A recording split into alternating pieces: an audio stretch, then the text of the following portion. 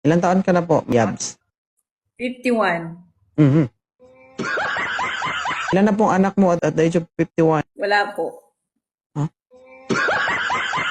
May tanong ako sa'yo.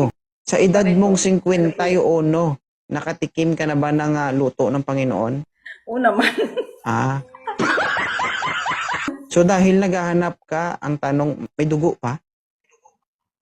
Oo naman. Ah. Surti ka. So maghahanap tayo ng wawasak sa bakunawa mo. Meron ba? Huwag Pero- naman yung mga 30. Uy. Pero itatry natin. Malalakas yun. Malalakas yun. Di ko kaya yun. Siyang tira, hospital agad. Kompleto ka naman siguro sa benepisyo. Ay, PhilHealth syempre. ka? Meron. Pwede ka na hospital.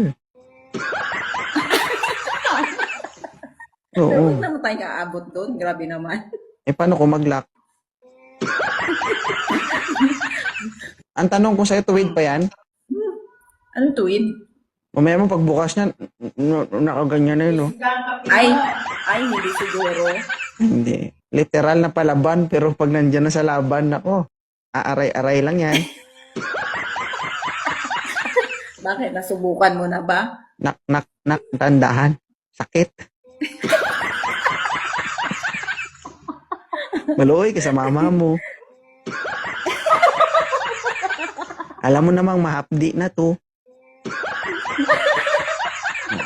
Pero wala namang problema, no? Kahit na 51 ka, di ba? Pag nagka-boyfriend ka, huwag kang makalimot mag-remind sa kanya. Ano yung Love, remind ko? pag nagpunta ka, huwag mong kalimutan magdala ng lana. Kaso na,